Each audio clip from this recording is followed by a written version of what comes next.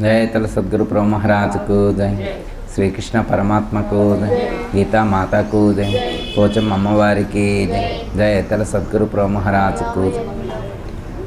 అమ్మ సాంఖ్యయోగం 2వ అధ్యాయం 46 శ్లోకం. నేను శ్లోకం చెప్తా, మీరు అననమ్మా. యావానర్థ ఉదపానే సర్వతః సంప్లుతోదకే తావాన్ సర్వేషు వేదేషు బ్రాహ్మణస్య విజానతః.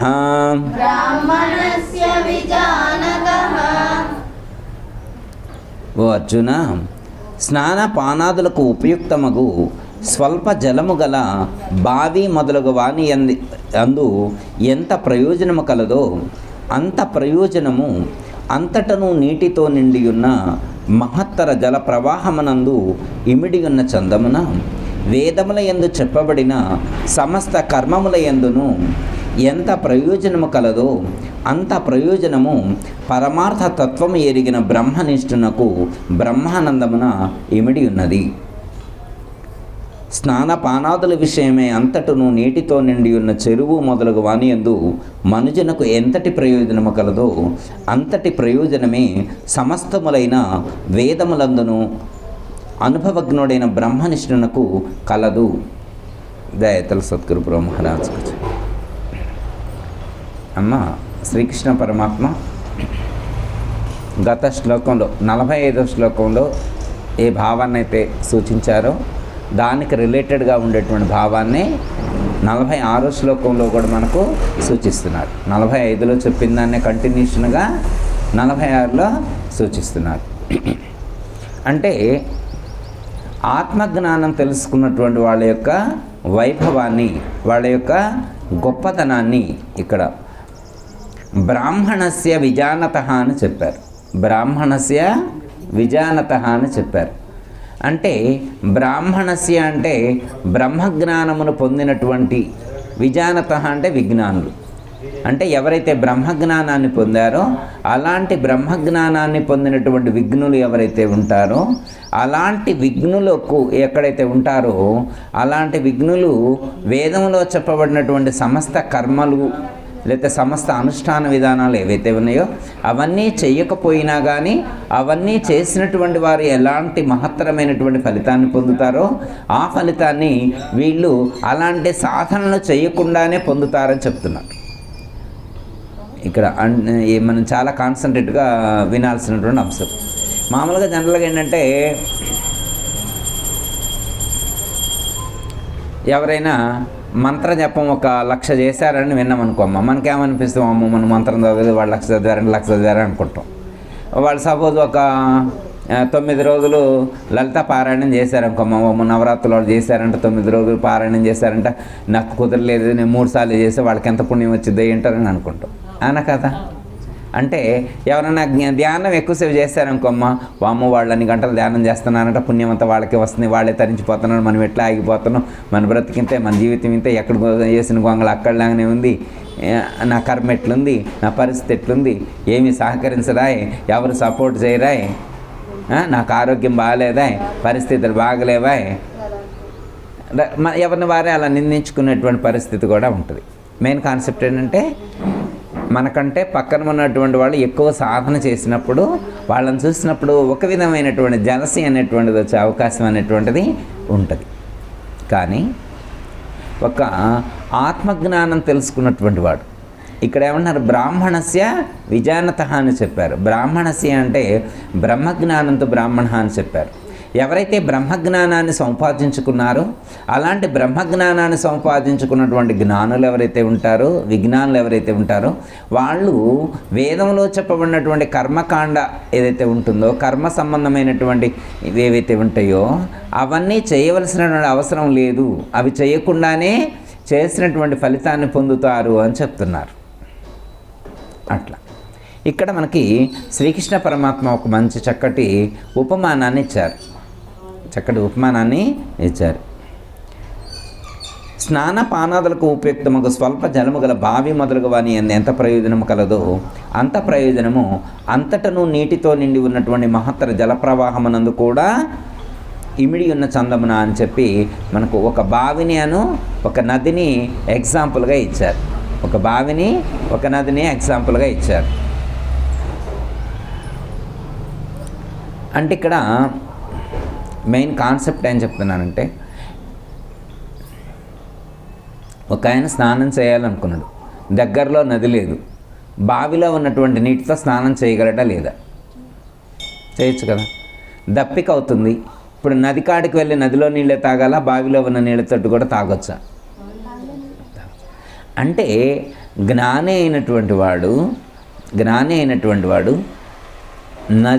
నది దగ్గరకే వెళ్ళాలి అనేటువంటి ఆలోచన లేకుండా బావిలో ఉన్నటువంటి నీటిని కూడా వినియోగించుకొని నది దగ్గర ఉన్నటువంటి వాళ్ళు ఎలాంటి ప్రయోజనాన్ని పొందుతారో వీళ్ళు అలాంటి ప్రయోజనాన్ని పొందేటువంటి అవకాశం ఉంటుంది అని చెప్పి ఇక్కడ మనకు సూచించడం అనేటువంటిది జరిగింది.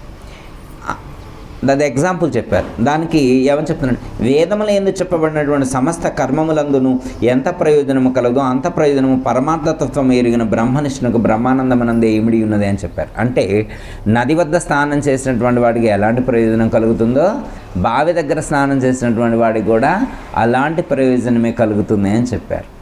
ఇక్కడ మనిషికి ఒక భ్రాంతి ఉంటుందమ్మ. మనిషికి ఏముంటుంది? భ్రాంతి ఉంటుంది.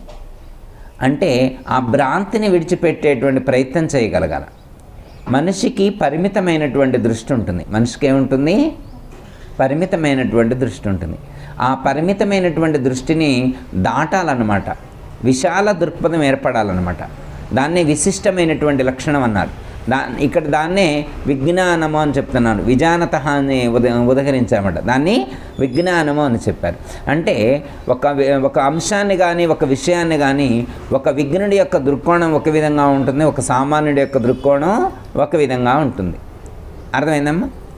సామాన్యుడు ఒకే విషయాన్ని సామాన్యుడు ఒక విధంగా చూస్తాడు, ఒక జ్ఞానం కలిగి ఉన్నటువంటి వాడు ఒక విజ్ఞాని ఇంకో విధంగా దాన్ని చూడటం అనేటువంటి దర్శించటం అనేటువంటిది ఉంటుందన్నమాట. అందరూ ఒకే విధంగా దర్శించలేరు. జ్ఞానం తెలుసుకున్నటువంటి వాడి యొక్క దర్శనం ఒక డిఫరెంట్గా ఉంటుంది. ఇక్కడ దాన్ని మనం ఎగ్జాంపుల్గా మనం ఉదహరించుకోవచ్చు. ఎగ్జాంపుల్ ఇప్పుడు మనకి పుణ్యనదులు అని చెప్తారమ్మా. పుణ్యనదులు అని చెప్తారు. సరే, 2-3 చెప్పండి. మనం గంగేచ యమునే చైవ గోదావరి సరస్వతి నర్మదే సింధు కావేరి జలస్మిన్ సన్నిధి కావేరి తుంగభద్ర చ కృష్ణవేణి చ గౌతమి భాగీరథి చ విఖ్యాత పంచగంగా ప్రకీర్తిత అని చెప్పి మనం కీర్తిస్తాం. అంటే గంగ కానీ గోదావరి కానీ కృష్ణ నర్మద సింధు తుంగభద్ర ఇవన్నీ నదులు చెప్తాం. ఇప్పుడు వీటిలో ఏది చాలా పవర్ఫుల్ అని చెప్పారనుకోండి, ఏది గొప్ప నది అని చెప్పారనుకోండి, ఏమని చెప్తారు? అలకనంద అని చెప్తారా, నర్మదా అని చెప్తారా, గంగా అని చెప్తారా, యమున చెప్తారా, సరస్వతి చెప్తారా? ఏది గొప్ప నది అంటే ఏం చెప్తాము? కొంతమంది అన్ని నదులు గొప్పవని చెప్పేవాళ్ళు కొంతమంది ఉంటారు. కొన్ని నదులే గొప్పవని ఒక ప్రత్యేకమైనటువంటి ఇష్టం కానీ దృష్టి కానీ ఉన్నటువంటి వాళ్ళు వాళ్ళ ఫీలింగ్స్ను చెప్తారు. ఇప్పుడు అంటే కొంతమందికి కొన్ని అభిప్రాయాలు ఉంటాయి. వాళ్లకు ఉన్నటువంటి అభిప్రాయాన్ని బట్టి వాళ్ళు చెప్తుంటారు. ఇప్పుడు కొంతమందికి గంగానది ఇష్టం అనుకోండి, గంగానదినే ఎక్కువగా ఉదహరిస్తారు.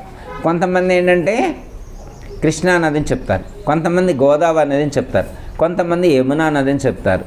అట్లా ఒక్కొక్కరు ఒక్క విధంగా చెప్తారు.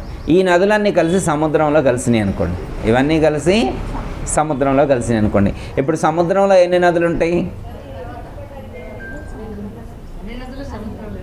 అన్ని నదులు సముద్రంలోనే ఉన్నాయి. అంటే ఇప్పుడు అన్ని నదుల్లో చేసినటువంటి స్నానం చేస్తే ఎంత ప్రయోజనం కలుగుతుందో సముద్రంలో స్నానం చేస్తే అంతే ప్రయోజనం కలుగుతుంది కదా. ఓకే, సముద్రంలో స్నానం చేస్తే అదే ప్రయోజనం కలుగుతుంది. కానీ ఆ సముద్రంలో ఉన్నటువంటి నీళ్ళే కదా పైకి మళ్ళీ ఆవిరి రూపంలో వెళ్ళి మేఘాలయ మళ్ళీ వర్ష రూపంలో వర్షించేది. ఆ సముద్రంలో ఉన్నటువంటి నీళ్ళే ఆవిరై మేఘాల రూపాన్ని ధరించి మళ్ళీ వర్ష రూపంలో వర్షించి మనకి చిన్న చిన్న కాలువలుగా, చెరువులుగా, వాగులుగా, కుంటలుగా, నదులుగా తయారవుతున్నాయి. ఇప్పుడు మరి ఈ నదిలో ఉన్న నీళ్ళు, సముద్రంలో ఉన్న నీళ్ళు, మన ఇంట్లో ఉన్న నీళ్ళు, బావిలో ఉన్న నీళ్ళు ఒకటేనా కాదా? ఇన్ని రకాల నీళ్ళు ఉన్నాయా? ఇన్ని రకాల నీళ్ళు ఏమైనా ఉన్నాయా? ఇన్ని రకాల నీళ్ళు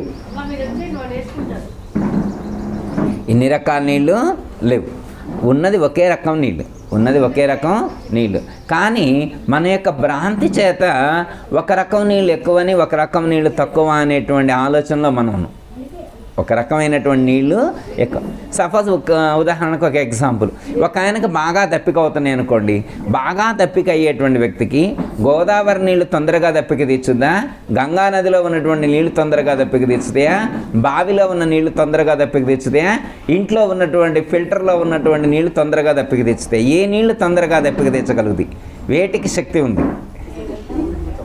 అయ్యో, గంగా నది, గోదావరి, నర్మదా, సింధు అవి స్పెషల్ అనుకున్నాం కదా, వాటికి ఏమన్నా తొందరగా ఫాస్ట్గా ఏమన్నా దెబ్బకి తీర్చే లక్షణం ఏమన్నా ఉందేమో అని అనుకోవచ్చా?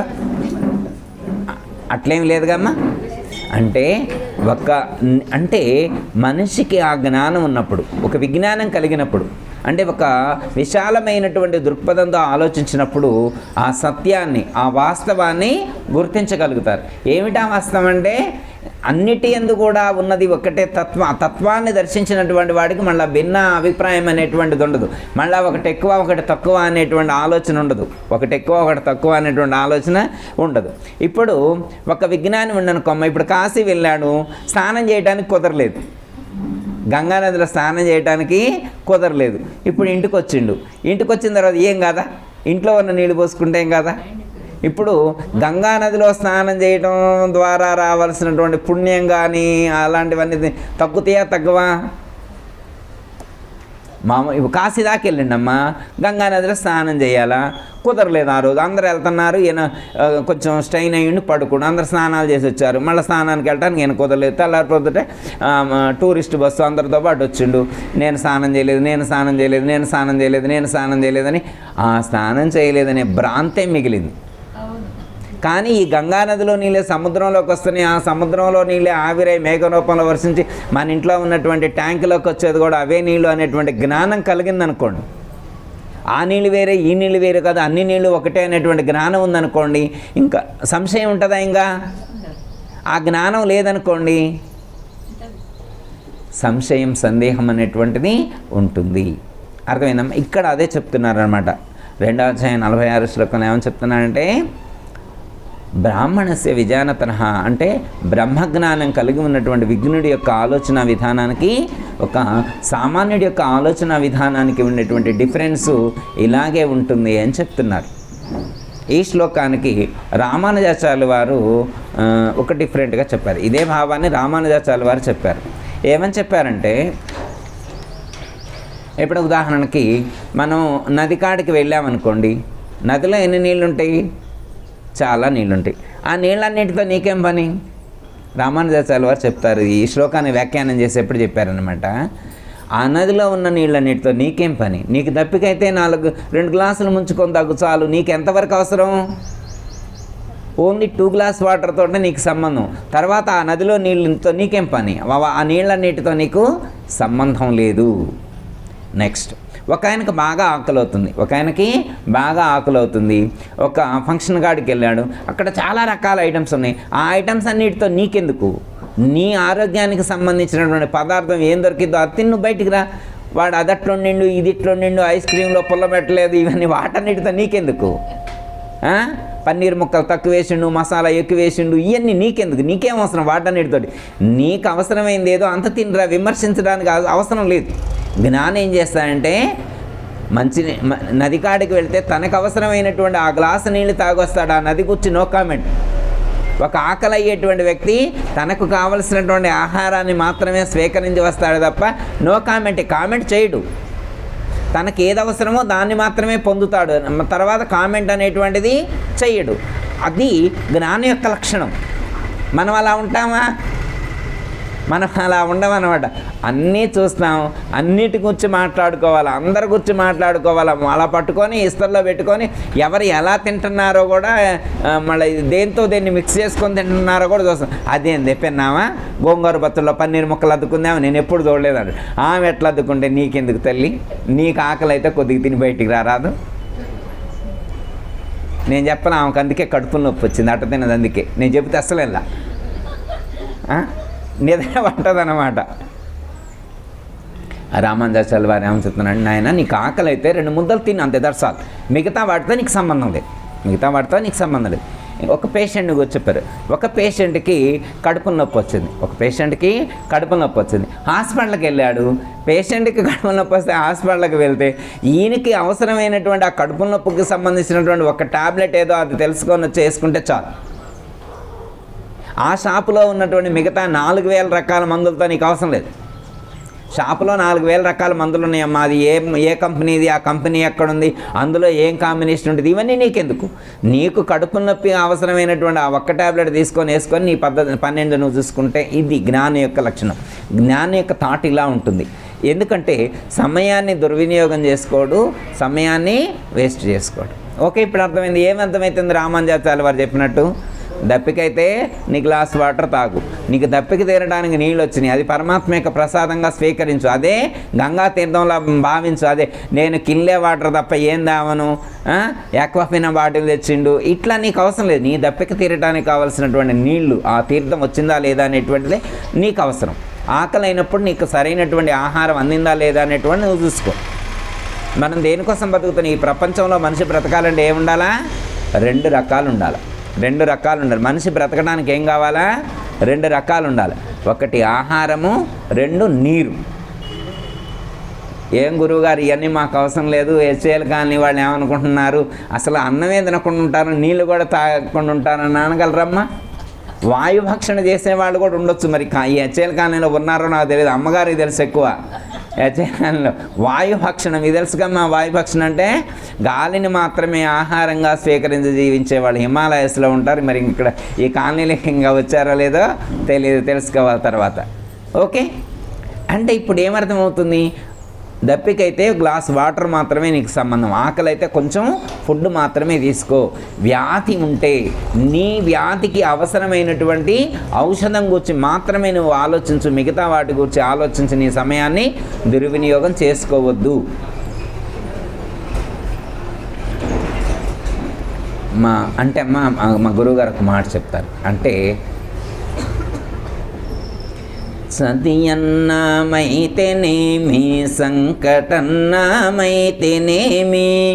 చదియన్నామైతేనేమి, సంకటన్నామైతేనేమి, ఆకలున్న కడుపుతో ఆరగించేటందుకు, ఆకలున్న కడుపుతో ఆరగించేటందుకు, జీవుడు దేవుడు మనలోనయున్న జీవుడు, కావలున్న వారికైనా కానరకాయున్నడు, కావలున్న వారికైనా కానరకాయున్నడు. గడ్డి ఎండ్లు అయితేనేమి, ఘనపుటిండ్లు అయితేనేమి, గడ్డి ఎండ్లు అయితేనేమి, ఘనపుటిండ్లు అయితేనేమి, నీడ క్రింద కొన్ని నాళ్ళు నిలచిపోయేటందుకు, నీడ క్రింద కొన్ని నాళ్ళు నిలచిపోయేటందుకు,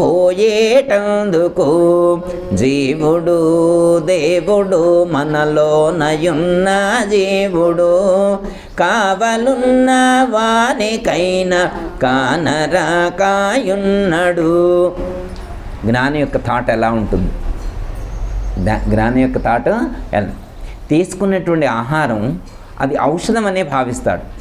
ఈ ప్రపంచంలో ఉన్నటువంటి సమస్త ప్రాణికోట్లకి ఉన్నటువంటి యూనివర్సల్ ప్రాబ్లం అంటే ఆకలి అనేటువంటి వ్యాధి. ఆకలి అనేటువంటిది దాన్ని ఏమని చెప్పారు? వ్యాధి, రోగం అని చెప్పారు. ఆకలి అనేటువంటిది రోగం అని చెప్పారు.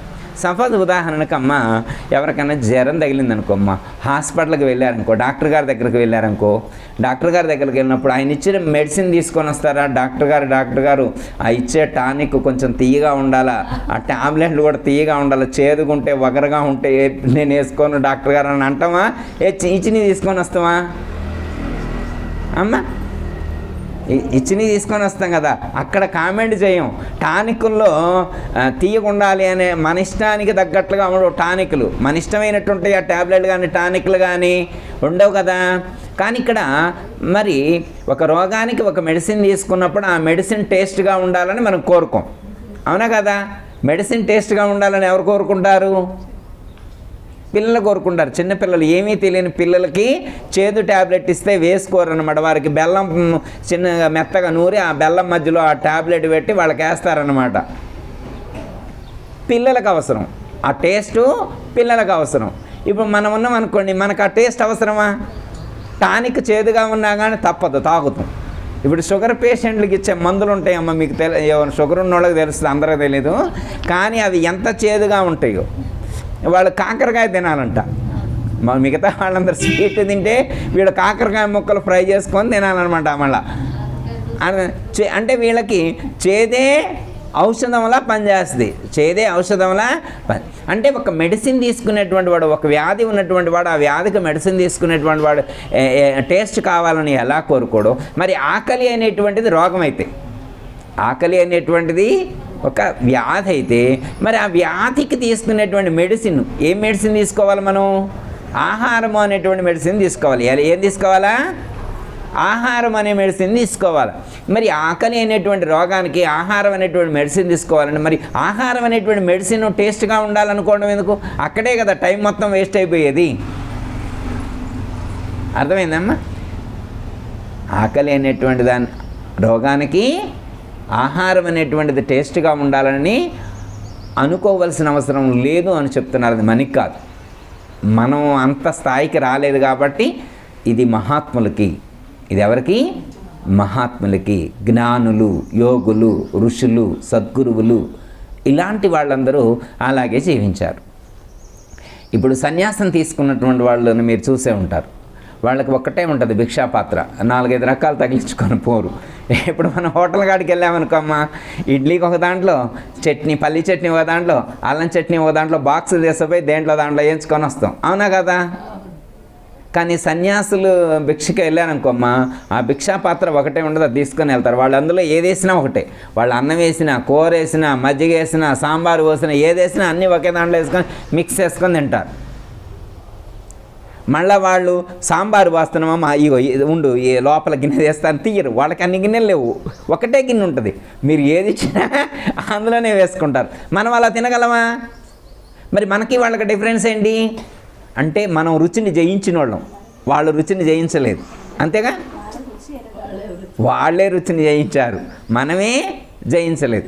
ఎవరైనా కానీ ఎప్పుడైనా కానమ్మా, అంటే మీరందరూ జ్ఞానులు కాబట్టి నేను అంటలే, కానీ వేరే లోకంలో ఉంటారమ్మా, ఏమంటారంటే ఉప్పు తగ్గిందని చెప్పి అన్నం తినకుండా ఉన్నోళ్ళు కానీ, ఉప్పు తగ్గిందని కూర తినకుండా ఉన్నోళ్ళు కానీ, ఉప్పు ఎక్కువైందని గిన్నె ఇసిరేసినోళ్ళు కానీ, గిన్నె నెట్టినోళ్ళు కానీ, అన్నం ఉడకలేదని కానీ, కూర ఉడకలేదని కానీ, ఇది టేస్ట్గా లేదని కానీ అన్న సందర్భాలు ఎక్కడన్నా ఉంటాయమ్మా? మన ఇళ్లలో చాలా తక్కువ ఉంటాయి, జ్ఞానుల ఇళ్లలో తక్కువ ఉంటాయి. అమ్మ ఉప్పు ఎక్కువ వేస్తే బీపీ అని ఇప్పుడు అంటున్నారు, అర్థమైందమ్మా?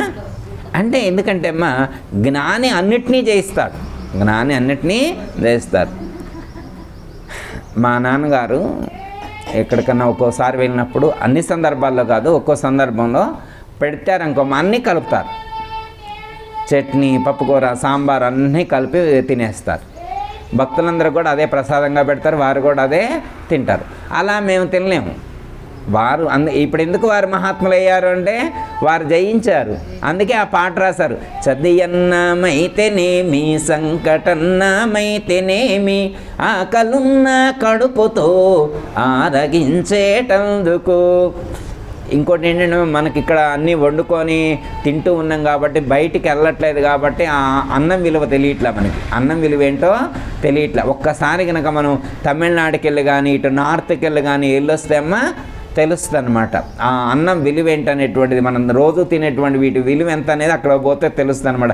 అక్కడ ఏమీ దొరకనటువంటి పరిస్థితిలో వారం రోజులైతే వేసుకున్నటువంటి డ్రెస్సులన్నీ మళ్ళీ లూజ్ అయిపోయి ఇంటికి వస్తారన్నమాట. వారం రోజులకే, నెలలంకర్లేదు వెయిట్ తగ్గాలని ఇక్కడ మనం ఎక్సర్సైజులు చేయక్కర్లా. ఒక వారం రోజులు అవుటింగ్కి వెళ్ళొస్తే చాలు, నార్త్కో ఇటు సౌత్కో వెళ్ళొస్తే ఆటోమేటిక్గా తగ్గిపోతాం అన్నమాట. అంటే ఏంటమ్మా చూడండి, మనం కొంచెం తక్కువైనా కానీ అడ్జస్ట్ అవ్వలేకపోతున్నాం. అది డిఫరెన్స్. జ్ఞానికి మనకి ఉండేటువంటి డిఫరెన్స్ ఏంటంటే ఇది. ఒక ఆయన వాళ్ళ ఫ్రెండ్స్ అందరూ సన్యాసం తీసుకుంటా అన్నారట. ఫ్రెండ్స్ అందరూ సన్యాసం తీసుకుంటున్నారట. అందరు సన్యాసం తీసుకుంటున్నారని ఆయనకు కూడా తీసుకోబుద్దయింది. కాకపోతే ఈయనకు కొంచెం చిన్న వయసు. ఈయనకి 56, 60 క్రాస్ అవ్వాల, 56 అన్నమాట. నువ్వు ఇంట్లో ఎందుకంటే ధర్మాలు ఉంటాయి కమ్మ. సన్యాసం తీసుకోవాలంటే ఇంట్లో ముందు భార్య పర్మిషన్ ఇవ్వాలి, తర్వాత కొడుకు ఉంటే కొడుకు పర్మిషన్ ఇవ్వాలన్నమాట, తర్వాత కోడలు పర్మిషన్ వాళ్ళు ఇవ్వాలన్నమాట. వాళ్ళు పర్మిషన్ ఇస్తేనే సన్యాసం తీసుకోవాలి గృహస్థు. అంటే ఆధారపడి ఉన్నప్పుడు ఒకళ్ళ మీద బాధ్యతలు తీరిపోయినాక వాళ్ళ పర్మిషన్ తీసుకోవాలన్నమాట గృహస్థాశ్రమంలో. సరే వెళ్ళి భార్యను అడుగుతారు, మరి ఎందుకు భార్య పర్మిషన్ ఎందుకు తీసుకోవాలి అంటే పెళ్ళి అయ్యేప్పుడు మంత్రం చదివిండనమాట. ధర్మేచ అర్థేచ కామేచ మోక్షేచ నాతిచారామే అన్నాడు. ఇప్పుడు మధ్యలో విడిచిపెట్టి వెళ్తే ధర్మం కాదు కాబట్టి ఆవిడ పర్మిషన్ ఇవ్వాలి, శాంక్షన్ చేయాలన్నమాట అప్లికేషను. వెళ్ళి ఏమమ్మా నీకు దండం పెడతా, మా ఫ్రెండ్స్ అందరూ సన్యాసం తీసుకుంటున్నారు. ఏమయ్యా సన్యాసం తీసుకోవడం అనేది ఏమైనా ఎంటర్టైన్మెంట్ ప్రోగ్రామ్ అనుకుంటున్నావు? నువ్వు వెళ్తే మళ్ళీ రావు ఇంటికి, రావు. ఎలా పర్మిషన్ ఇచ్చాను, ఎలా గ్రాంట్ చేశాను అంటాడు.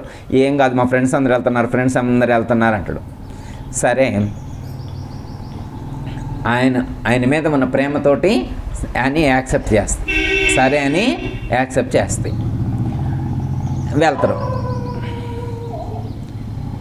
సన్యాసం తీసుకొని వెళ్ళిన తర్వాత ఒక 8 సంవత్సరాల వరకు ఇంటికి రాల, ఊరికి కూడా రాల. 8 సంవత్సరాల వరకు ఇంటి వైపు కానీ ఊరి వైపు కూడా రాల.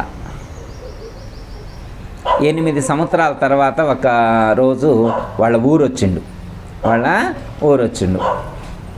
మరి సన్యాసం తీసుకున్న తర్వాత గృహస్థు ఇంటికి రాకూడదు కదా, అయినా కానీ వాళ్ళ ఊరు వచ్చింది కాబట్టి భార్యకు తెలిసి ఇంటికి రమ్మని ఆహ్వానిస్తే వస్తారు. కానీ గడప దాటి లోపలికి పోడు. వసారాలోనే మంచం వేస్తే కూర్చుంటాడు, చైర్ వేస్తే కూర్చున్న తర్వాత ఏమండి మరి చాలా రోజుల తర్వాత 8 సంవత్సరాలు అయింది మీరు వెళ్ళిపోయి, 8 సంవత్సరాల తర్వాత మీరు వచ్చారు, కొంచెం మీకు ఏదైనా వండి పెడతా ఈరోజు అంటాడు. సరే వండి పెట్టు అంటాడు. మరి ఎన్నో సంవత్సరాల నుంచి వెయిట్ చేస్తాను అనమాట, ఆవిడ చేతి ముద్ద లేక. సరే వండి పెడతా అన్నది. మొత్తం వండి పెట్టింది, మొత్తం వండి ప్రిపేర్ చేసింది. బయట కూర్చోవడానికి ఒక మంచి ప్రిపేర్ చేసి నీళ్లు చల్లి కూర్చోబెట్టి మొత్తం రండి కూర్చోండి అన్నది. ఫస్ట్ కొంచెం వడ్డించుదాము. మొత్తం వడ్డిస్తే ఇలా ఫస్ట్ ఒక పప్పు కూర ఇలా తీసుకున్నాడు, కలుపుకున్నాడు, ఒక ముద్ద తిన్నాడు, మళ్ళీ దాని పక్కన్నాడు, మళ్ళీ కొంచెం ఇంకోటి కూర కలుపుకున్నాడు, మళ్ళీ దాన్ని కొంచెం తిన్నాడు, పక్కన్నాడు. ఒక్కటి కూడా రుచి కాలేవు. ఇటు పప్పు కూరకెళ్ళి చూడటం, ఆమెకెళ్ళి చూడటం, వంకాయ కూరకెళ్ళి చూడటం, ఆమెకెళ్ళి చూడటం, దొండకాయ చట్నీకెళ్ళి చూడటం, ఆమెకెళ్ళి చూడటం. నువ్వేనా చేసిందని. ఎందుకంటే 8 సంవత్సరాల తర్వాత వచ్చింది కదా, మరి ఆయనకు రుచిగా లేదా, ఏమో రుచిగా వండలేదా, కన్ఫ్యూజ్ అనమాట. ఆమె వండింది ఈయనకు రుచిగా అనిపించదు. రోజు మరి రకరకాలు తినే అలవాటు పడ్డాడు కదా 8 సంవత్సరాల నుంచి, మరి ఆమె వండింది రుచిగా లేదా అని ఆయనకు డౌట్ వచ్చిందనమాట. డౌట్ వచ్చి ఆమెకెళ్ళే చూస్తూ ఉన్నాడు. చూస్తూ ఉంటే అప్పుడు ఆవిడ అడిగింది, నువ్వే చేసినవా నిజంగా చెప్పు, నిజంగా చెప్పు అంటే నేనే చేశాను అన్నది. నువ్వు చేసినట్టు లేదే, నువ్వు చేస్తే చాలా అద్భుతంగా ఉంటుంది కదా, నేను అప్పుడు అంత లాభం ఎందుకయ్యా అనుకుంటున్నావు? నువ్వు అంత అద్భుతంగా చేసి పెట్టబట్టే నేను తిని అంత లావయ్యా. ఇప్పుడు చూడు ఎట్ట తయారయ్యాను, పుల్లలాగా తయారయ్యా. ఎందుకు? నీ ఫుడ్ లేకనే, నీ చేతి ముద్ద లేక ఇలా తయారని. అప్పుడు నువ్వే చేసినావు అంటే అవును నేనే చేస్తాను. సరే ఆగండి అని ఆ ఇస్తరి తీసి పక్కకు పెట్టి ఇంకో ఇస్తరేసి ఇంట్లో నుంచి వేరే గిన్నెలు తీసుకొచ్చి అందులో పెట్టింది. అవి అద్భుతంగా ఉన్నాయి. మరి ఏంటి డిఫరెన్స్? ఫస్ట్ పెట్టిన వాటికి వీటికి ఏంటి డిఫరెన్స్ ఆయనకు అర్థం కాలేదనమాట. టక ముందు ఆకలి మీద మొత్తం తినేసిండు. తిన్న తర్వాత చేయి కడుక్కున్న తర్వాత అక్కడ మళ్ళీ ఆవిడ కూర్చోబెట్టి, అమ్మ ఏంటి కథ, అసలు ఇందాకటే అంత రుచిగా లేవు, ఇప్పుడు ఇంత రుచిగా ఉన్నాయి ఎందుకు అని. అప్పుడు ఆవిడ అన్నది, నువ్వు 8 సంవత్సరాలు అయింది కదా సన్యాసం తీసుకొని, నీలో ఎంత మార్పు వచ్చిందో తెలుసుకుందామని టెస్ట్ చేశాను. ఇందాక చేసిన వాటిల్లో ఉప్పు లేదు, కారం లేదు, పులుపు లేదు, ఏమీ వేయలేదు. ఉన్న కూరగాయ ముక్కలన్నిటి ఉన్నట్లుగా ఉడికించి పెట్టా. అసలు నువ్వు నిజంగా నీకు అవి తగ్గినాయా లేదా, రుచికి ప్రాధాన్యత ఇస్తున్నావా ఇవ్వట్లేదా, రుచిని చంపుకున్నవా లేదా. నాలుకను జయించాలంటారు కదా జ్ఞానులు కానీ యోగులు కానీ, దేని జయించాలమ్మా, నాలుకను జయించాలంటారు. నువ్వు ఎంతవరకు జయించి నువ్వు టెస్ట్ చేద్దామని చెప్పి చేసా. నువ్వు కూడా అంతే, 8 ఏళ్ళు అయినా కానీ మాకు నీకు ఏం తేడా లేదు. నువ్వు అక్కడ తిరుగుతున్నావు, మేము ఎక్కడ తిరుగుతున్నావు, ఏం మార్పు రాలేదు నీకు, రుచిని నువ్వు జయించలేకపోయినావు అన్నది. అవునమ్మా, ఎందుకో కానీ రుచిగా లేకపోతే తినబుద్ధి కావట్లా అసలు ఇన్ని సంవత్సరాలైనా కానీ అంటారు. అర్థమైందమ్మా? అంటే ఒక నిర్ణయం తీసుకొని ఒక సాధన ప్రారంభించినప్పుడు మనలో మార్పు రావాలి. మనలో మార్పు రానటువంటి సాధన ఎందుకు, మనలో మార్పు రానటువంటి సాధన ఎందుకు? ఇప్పుడు మీరు ఫంక్షన్కి వెళ్ళారనుకోమ్మా, ఫంక్షన్ కాడ వెళ్ళినప్పుడు వాళ్ళు పెట్టిన ఒక్కటి కూడా బాగలేకపోవచ్చు. కొంతమంది ఏం చేస్తారు, జ్ఞానం ఉన్నటువంటి వాళ్ళు ఏం చేస్తారంటే ఎక్సలెంట్, మార్వెలస్, అద్భుతం అని చెప్తారు. కొంతమంది ఏం చేస్తారు, ఏంది ఎట్టిచ్చిన ఎవడికి ఇచ్చింది క్యాటరింగ్ చూడు, అసలు కూర అలాగుందా, అన్నం చూడు గుగ్గిలాగా ఉంది, వాడిని పిలుచారా అంటే వాడిని డిసప్పాయింట్ చేయటం. వాడు అన్ని లక్షలు పెట్టి ఖర్చు పెట్టుకొని అంత పెద్ద కార్యక్రమం పెట్టుకున్నప్పుడు వాడిని అసంతృప్తి పరచడం నీకెందుకు? ఏదో పెట్టారు, నీకు ఇష్టమైతే కొంత తినొస్తే ఆ వాడిని విమర్శించడం ఎందుకు, వాడిని అసంతృప్తి పరచడం ఎందుకు? జ్ఞాని ఏం చేస్తారంటే అందరినీ సంతోష పెట్టాలనుకుంటాడు. జ్ఞాని లక్షణం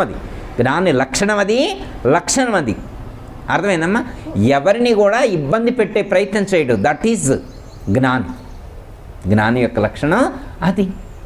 ఇక్కడ రామానుజాచార్యుల వారు అదే చెప్తున్నారన్నమాట. ఈ శ్లోకానికి రామానుజాచార్యుల వారు వ్యాఖ్యానం చేస్తూ ఏమన్నారంటే, నాయన దప్పికైనటువంటి వాడు నదిలో నీళ్లతో సంబంధం లేదు, వాడికి కావలసిన ఆ గ్లాస్ వాటర్ తీసుకొని రావాలి, దట్స్ ఆల్. ఆకలైనటువంటి వాడు వాడికి అవసరమైనటువంటి ఆ 2 ముద్దలు ఏదైతే ఉన్నదో, ఆ 4 మెతుకులు ఏదో అది తినరా, దట్స్ ఆల్, అంతే. నీకు అక్కడున్న దేనితో సంబంధం లేదు. నీకు అనారోగ్యం చేస్తే నీకు అవసరమైనటువంటి ట్యాబ్లెట్ మాత్రమే తెచ్చుకొని వేసుకో. మిగతా అక్కడ మెడికల్ షాప్లో ఉన్నటువంటి మెడిసిన్స్ అన్నిటితో నీకు సంబంధం లేదు. ఇవన్నీ బాగానే ఉన్నాయి. ఇవన్నీ రామానుజాచార్యుల వారు మనకెందుకు చెప్పినట్టు, ఇవన్నీ మనకెందుకు చెప్పినట్టు అంటే, నాయన నువ్వు సాధన చేసేటువంటి సాధనా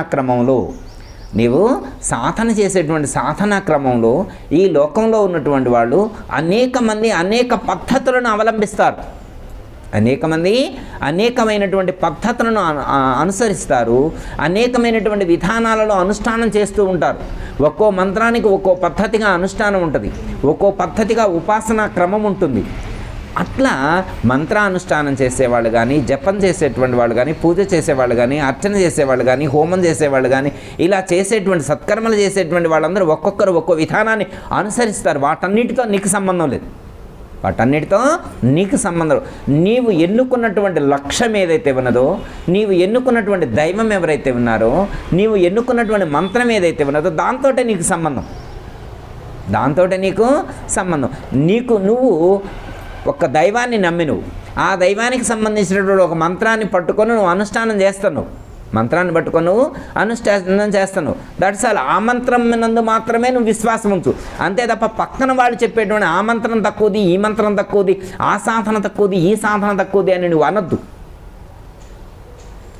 నీకు ఎంతవరకు అవసరమో అంతవరకే నడుచుకో. నీ సమయాన్ని కూడా దుర్వినియోగం చేయొద్దు, నీ యొక్క ఆలోచన విధానాన్ని కూడా పక్కకి పోనీయొద్దు. ఇప్పటి రోజుల్లో అంటే అమ్మ ఇంత ప్లజెంట్గా ఉంది, ఇంత స్వేచ్ఛ స్వతంత్రాలు మనకు దేశంలో ఉన్నాయి. కానీ ఒకప్పుడైతే శైవులు వైష్ణవులు మీరు వినే ఉంటారు. శైవులు వైష్ణవులు. శైవులు అంటే ఎట్లా పెట్టుకుంటారమ్మ, బొట్టు అడ్డం పెట్టుకుంటారు. వైష్ణవులు అంటే పంగనామాలు. ఓకే, నిలువు బొట్టు, అడ్డబొట్టు పెట్టుకునే వాళ్ళు కొంతమంది, నిలువు పెట్టుకునేటువంటి వాళ్ళు కొంతమంది. ఇప్పుడు ఎవరు గొప్ప దేవుడు అంటే ఏం చెప్తారు? విష్ణువు గొప్ప దేవుడు అంటారా, శివుడు గొప్ప దేవుడు అంటారు? ఏ దేవుడు గొప్ప అంటారు అమ్మ? ఏ భక్తులు ఆ దేవుణ్ణి గొప్ప. ఇప్పుడు మరి ఒక భక్తుని ఇంకో దేవుణ్ణి తక్కువ అని అంటాం కరెక్టా కాదుగా? ఇప్పుడు పంచాక్షరి గొప్పదా, అష్టాక్షరి గొప్పదా అంటే ఏం చెప్తాం? మరి పంచాక్షరి అష్టాక్షరి ఈ రెండో గొప్ప అయితే మళ్ళీ ద్వాదశాక్షరాన్ని ఇంకోటి చెప్పడం ఏంటి, షోడశాక్షరాన్ని ఇంకోటి చెప్పడం ఏంటి, గాయత్రి మంత్రం చదువుకోవడం ఏంటి, ఇవన్నీ మంత్రాలు చెప్పడం, శ్రీరామ రామ రామ మీద చదువుకోవడం, శ్రీరామ జయరామ ఈ చదువుకోవడం, ఇవన్నీ ఎందుకు, ఇన్ని మంత్రాలు ఎందుకు, ఇన్ని మంత్రాలు అవసరమా, ఎన్ని విధానాలు అవసరమా, ఎన్ని అనుష్ఠానాలు అవసరమా? ఏం బావగారు అవసరమా ఇవన్నీ? మరి ఎందుకు అనుష్ఠానం చేస్తున్నట్లు? పరిపక్వత రావాల, జ్ఞానం పెరగాల, జ్ఞానం పెరగాల. ఇప్పుడు అవి ఒకటి ఎక్కువ ఒకటి తక్కువ అని ఉంటాయి. ఒకటి ఎక్కువ శక్తివంతమైనటువంటిది, ఒకటి శక్తి తక్కువది అనేటువంటిది ఏమైనా ఉంటుందా? అట్లా ఏమైనా ఉంటాయమ్మా? అట్లే. అయితే ఇన్ని రకాల విధానాలు ఎందుకు వచ్చినాయి అంటే, మనకి సామెత చెప్తారు, మీకు ఎక్కువ తెలిసే ఉంటుంది, మా భారతకి ఉంటాయి అమ్మటే చెప్పేది, జక్వకో రుచి పొర్రెకో బుద్ధి, పొర్రెకో బుద్ధి జహ్వకో రుచి. అర్థమైందమ్మా? సపోజు ఇది చూపెట్టినాం అనుకోండి, అందరూ దీన్ని ఒకే విధంగా రిసీవ్ చేసుకోరు, ఒక్కొక్కళ్ళు ఒకే విధంగా రిసీవ్ చేసుకుంటారు. వాళ్ళ బుద్ధిని బట్టి దాన్ని రిసీవ్ చేసుకుంటారు. అలాగే ఆధ్యాత్మిక మార్గంలో వాళ్ళ గత జన్మల యొక్క సంస్కారాన్ని బట్టి ఆయా పద్ధతుల్ని అనుసరిస్తూ, ఆయా పద్ధతులను అనుష్ఠానం చేస్తూ ఆ మార్గంలో అడుగులు వేయటం అనేటువంటి దాన్ని మనం చూస్తూ ఉంటాం. అర్థమైందమ్మా? అంటే ఏది గొప్ప ఏది తక్కువ అని చెప్పడానికి మనకు ఆస్కారం లేదు, ఇది ఎక్కువ ఇది తక్కువ అని చెప్పడానికి ఆస్కారం లేదు. ఎందుకు అంటే మరి శ్రీరామ మంత్రమే గొప్పది అని అనుకున్నప్పుడు మరి భక్తులందరూ శ్రీరామ మంత్రాన్నే చదువు పఠించాలి కదమ్మా. శ్రీరామ మంత్రాన్ని పఠించాలా వద్దా? ఇందాక మేము వచ్చేప్పుడు మా అమ్మాయి ఒక వీడియో చూపెట్టింది. గుజరాత్లో ఒక 10 మంది మీద రీసెర్చ్ చేశారు, హార్ట్ ప్రాబ్లం ఉన్నటువంటి పేషెంట్స్ మీద. హార్ట్ ప్రాబ్లం ఉన్న పేషెంట్స్ మీద 10 మంది మీద రీసెర్చ్ చేశారంట. చేస్తే ఆ 10 మందికి కూడా విఠల విఠల విఠల విఠల కాదు విఠల కాదు విఠల విఠల విఠల విఠల పాండురంగ విఠల విఠల ఈ నామాన్ని చదివించారంట. ఈ నామాన్ని విఠల విఠల అనేటువంటి నామం చదివినటువంటి వాళ్ళ ఆ 10 మంది పేషెంట్స్ కూడా హార్ట్ ప్రాబ్లమ్స్ ఉన్నటువంటి వాళ్ళకి క్లియర్ అయింది. అర్థమైందమ్మా? విఠలానామాన్ని చదివితేనే హార్ట్ ప్రాబ్లం క్లియర్ అయింది. మరి ఇప్పుడు విఠలానామంతో హార్ట్ ప్రాబ్లం క్లియర్ అయితే మరి శ్రీరామ ఎందుకు చదవాలా? ఓం నమ శివాయ, ఓం నమో నారాయణ, ఓం నమో భగవతే వాసుదేవాయ, మరి ఈ మంత్రాలన్నీ అవసరమేనా? ఏ మంత్రం గొప్పదంటే ఏం చెప్తాం? ఏ మంత్రం గొప్పది, ఏ దేవుడు గొప్పవాడనని ఎలా నిర్ధారిస్తాం? అమ్మ ఇంతమంది దేవుళ్ళు ఉన్నారా? అందరికీ జై గురు. మరిన్ని ఆధ్యాత్మిక రహస్యాల కోసం అచల బోధ, ఆత్మబోధ, భగవద్గీత, అలాగే పండుగల్లో దాగిన అర్థాలు, అంతరార్థాల కోసం మరియు యోగము, ధ్యానము మొదలైన అనేక ఆధ్యాత్మిక తెలుగు ప్రవచనాల కోసం క్రింద ఉన్నటువంటి రెడ్ కలర్ సబ్స్క్రైబ్ బటన్ను క్లిక్ చేయండి. అలాగే ప్రక్కనే ఉన్నటువంటి గంట సింబల్ను నొక్కండి. అలాగే ఈ వీడియో మీకు నచ్చినట్లయితే లైక్ చేయండి మరియు షేర్ చేయండి.